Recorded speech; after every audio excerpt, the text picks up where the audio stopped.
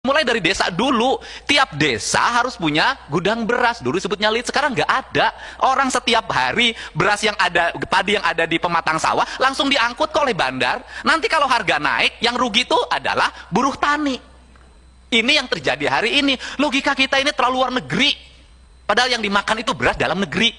Nah, ini yang harus segera dibenahi sistematika berpikirnya, sehingga ketika hari ini harga jagung naik, pertanyaan saya ini, apakah nggak ada rencana taman per tahun? Wilayah mana penghasil jagung, berapa juta ton dihasilkan, beras berapa, semuanya dibikin perencanaan yang baik, terintegrasi. Saya katakan hari ini tidak ada integrasi Kementerian Pertanian, Dinas Pertanian Provinsi dan Kabupaten. Tidak, masing-masing jalan sendiri-sendiri. Semuanya hanya bermain data. Real di lapangan tidak berjalan secara efektif. Sehingga satu sama lain, kalau ada musim kacang, nanam kacang semuanya. Musim ketimun, nanam ketimun semua. Musim cabai semuanya. Akhirnya pasar itu di kita biasa. Kalau pasar lagi penuh. Kalau pasar lagi kosong. Kita ngomong lagi persoalan misalnya rakyat harus pangannya terpenuhi, proteinnya terpenuhi, anak-anak sekolah harus produktif, tiap hari harus belajar daring. Mana ada produktifnya? Kemudian kita bikin program perkarangan lestari, kemudian program peternakan, perikanan, kemudian program pembagian ayam. Nggak akan ada artinya semuanya kok budaya itu hilang. Kenapa oleh budaya pabrik? Orang semuanya diatur kok hari ini oleh para konglomerat.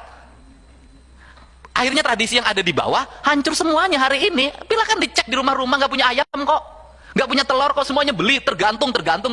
Sehingga orang menuntut pada pendapatan semuanya. Karena apa? Nggak ada produksi rumah tangga. Ini harus semuanya berbasis pekerjaan, berbasis proyek. Ini kultural, ini harus dikembalikan. Mindset kita harus segera dirubah. Dari pembangunan yang hanya berbasis angka, berbasis proyek, menjadi pembangunan kultur kembali yang harus dibangun ketahanan di setiap rumah. Inilah barangkali pada masa pandemik ini misalnya, berulang-ulang saya ngomong, gak ada itu anak sekolah libur.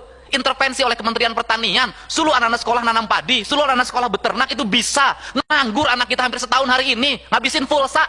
Bilangnya kuotanya dikasih, faktanya nggak nyampe. Ini yang terjadi. Semua kita hanya berkutat pada program kita masing-masing. Semuanya adalah hanya di Jakarta, agar dipuji di Jakarta, Real rakyat nggak keurus.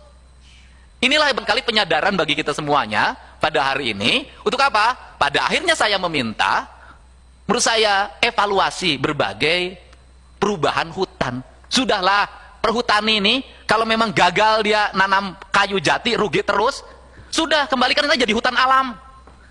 Kalau jadi hutan alam susah juga, udah tanamin duren aja sudah, nggak ada masalah. Tanamin rambutan saja sudah, nggak ada masalah. Dibanding lagi ahli fungsi lahan lagi. Saya katakan kalau terus-terusan tanah negara dialih fungsi lahankan, suatu saat nggak ada lagi kebun bambu, suatu saat nggak ada lagi kebun jati, nggak ada lagi sengon. Semua orang berpikir